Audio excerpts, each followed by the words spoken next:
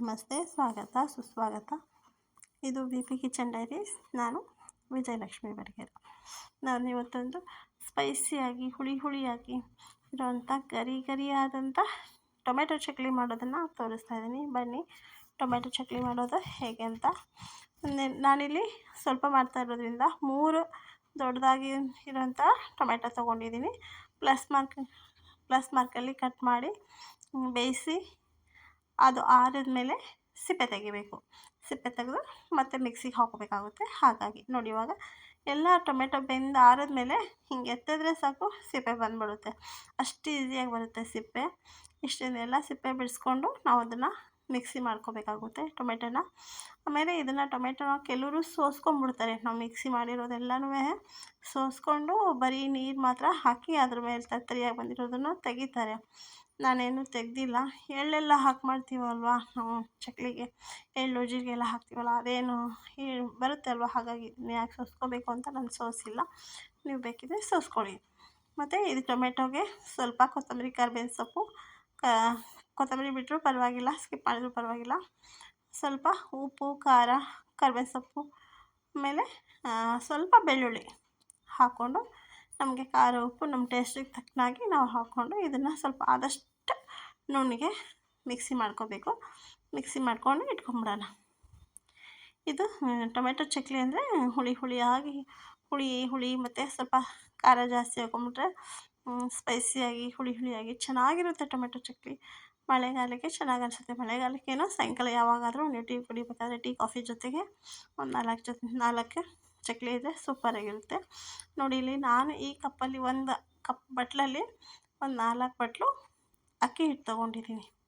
ನಿಮಗೆ ಜಾಸ್ತಿ ಕಮ್ಮಿ ಮಾಡಿಕೊಂಡ್ರೆ ಮಾಡ್ಕೋಬೋದು. 4 ಬಟ್ಲು ಅಕ್ಕಿ ಹಿಟ್ಟು ತೊಗೊಂಡಿದ್ದೀನಿ. ಫುಲ್ಲು 1 ಬಟ್ಲು ಹುರ್ಗಡಲೆ ಹಿಟ್ಟು. ಇನ್ನೂ ಒಂಚೂರು ಜಾಸ್ತಿ ಆದ್ರೂ ಇನ್ನೂ ಚೆನ್ನಾಗಾಗುತ್ತೆ. ಹಾಗಾಗಿ ಹುರ್ಗಡಲೆ ತೊಗೊಂಡು ಮಿಕ್ಸಿ ಮಾಡಿಕೊಂಡ್ರೆ ಹುರ್ಗಡಲೆ ಹಿಟ್ಟು ಈ ಚಕ್ಲಿಗೆ ರೆಡಿ ಆಯಿತು. ಒಂದು 1/4 ಬಟ್ಲಷ್ಟು ಮೈದಾ ಹಿಟ್ಟು, ಇಷ್ಟೇ ಇದಕ್ಕೆ. ಆಮೇಲೆ ಇವಾಗ ನಾವು ಇದಕ್ಕೆ ಸ್ವಲ್ಪ ಅದೆಲ್ಲ ಮಿಕ್ಸಿ ಮಾಡಿ ಇಟ್ಕೊಂಡಿದ್ವಲ್ಲ ಟೊಮೆಟೊ, ಅದೆಲ್ಲ ಮಿಕ್ಸಿ ಮಾಡಿ ಇಟ್ಕೊಂಡಿದ್ದು ಅದನ್ನು ಇದಕ್ಕೆ ಹಾಕ್ಕೊಂಡು, ನಾನಿಲ್ಲಿ 1 ಚಿಟಿಕೆ ಕೂಡ ಅಡುಗೆ ಸೋಡಾ ಹಾಕ್ಕೊಂಡಿಲ್ಲ. ಬೇಕಿದ್ರೆ ನೀವು ಹಾಕ್ಕೋಬೋದು. ನಾನು ಹಾಕಿಲ್ಲ. ಹಾಕಿದ್ರೆ ಇನ್ನೂ ಚೆನ್ನಾಗಾಗುತ್ತೆ. ಒಂದು ಸ್ವಲ್ಪ ಎಣ್ಣೆ ಕಾಯಿಸಿ ಹಾಕ್ಕೊಂಡಿರೋದಷ್ಟೇ. ಎಣ್ಣೆ ಕಾಯಿಸಿ ಹಾಕ್ಕೊಂಡು ಉಪ್ಪು ಖಾರ ಎಲ್ಲ ನಾವು ಚೆಕ್ ಮಾಡಿಕೊಂಡು, ಉಪ್ಪು ಬೇಕಿದ್ದರೆ ಖಾರ ಬೇಕಿದ್ದರೆ ಇವಾಗಲೇ ಸೇರಿಸಿ ನಾವು ಮತ್ತೆ ಕಲಿಸ್ಕೋಬೇಕಾಗುತ್ತೆ. ಸ್ವಲ್ಪ ಎಣ್ಣೆ ಕಾಯಿಸಿ ಹಾಕ್ಕೊಂಡಿದ್ದೀನಿ ಅಷ್ಟೇ. ನೀವು ವಿ ಪಿ ಕಿಚನ್ ಡೈರೀಸ್ ಯಾರೆಲ್ಲ ನೋಡ್ತಾ ಇದ್ದೀರಾ, ಯಾರು ಸಬ್ಸ್ಕ್ರೈಬ್ ಮಾಡ್ಕೊಂಡಿಲ್ಲ ಅವ್ರು ಮರೀದೇ ಸಬ್ಸ್ಕ್ರೈಬ್ ಮಾಡ್ಕೊಳ್ಳಿ. ಮತ್ತು ಒಂದು ಲೈಕ್ ಮಾಡಿ, ಮತ್ತು ಹೇಗೆ ಬಂತು ಅಂತ ಕಮೆಂಟ್ ಮಾಡಿ, ಮತ್ತು ಫ್ರೆಂಡ್ಸ್ ಆ್ಯಂಡ್ ಫ್ಯಾಮಿಲಿಯವ್ರಿಗೆ ಶೇರ್ ಮಾಡಿ ಅಂತ ಹೇಳೋಕ್ಕೆ ಇಷ್ಟಪಡ್ತೀನಿ. ಮರೀದೇ ಸಬ್ಸ್ಕ್ರೈಬ್ ಮಾಡ್ಕೊಳ್ಳಿ. ಸಬ್ಸ್ಕ್ರೈಬ್ ಮಾಡೋದಂತೂ ಮರೀಲೇಬೇಡಿ. ಇಷ್ಟನ್ನು ನಾವು ಚಪಾತಿ ಹಿಟ್ಟಿಗಿಂತ ಸ್ವಲ್ಪ ಸಾಫ್ಟಾಗಿ ಕಲಿಸ್ಕೋಬೇಕಾಗುತ್ತೆ. ತುಂಬ ಗಟ್ಟಿಯಾಗಿ ಕಲಿಸ್ಕೊಳ್ಳೋದೇನು ಬೇಡ. ಅಟ್ಲೀಸ್ಟ್ ಚಪಾತಿ ಹಿಟ್ಟಷ್ಟಾದರೂ ಕಲಿಸ್ಕೋಬೇಕಾಗುತ್ತೆ. ನಾವು ಒತ್ತಡ ತೊಗೊಂಡು ಚಕ್ಲಿ ಮೆಣ್ಣೆ ತೊಗೊಂಡು ಅದಕ್ಕೆಲ್ಲ ನೀಟಾಗಿ ಎಣ್ಣೆ ಹಚ್ಚಿ ರೆಡಿ ಮಾಡಿಕೊಂಡು ಫುಲ್ಲು ನಾವು ಹಿಟ್ಟು ಹಾಕ್ಕೊಂಡು ಒತ್ತಿದ್ರೆ ಆಯಿತು. ನಮಗೆ ದೊಡ್ಡದು ಬೇಕಾ ಚಿಕ್ಕದು ಬೇಕಾ ನೋಡಿಕೊಂಡು ನಾವು ಚಕ್ಲಿ ಮಾಡ್ಕೋಬೇಕು. ಚಕ್ಲಿ ಮಾಡಿಕೊಂಡು ಇಷ್ಟು ನಾವು ಮಾಡೋಷ್ಟೊತ್ತಿಗೆ ಒಲೆ ಮೇಲೆ ಎಣ್ಣೆ ಕಾಯಕ್ಕೆ ಇಟ್ಬಿಡಬೇಕು.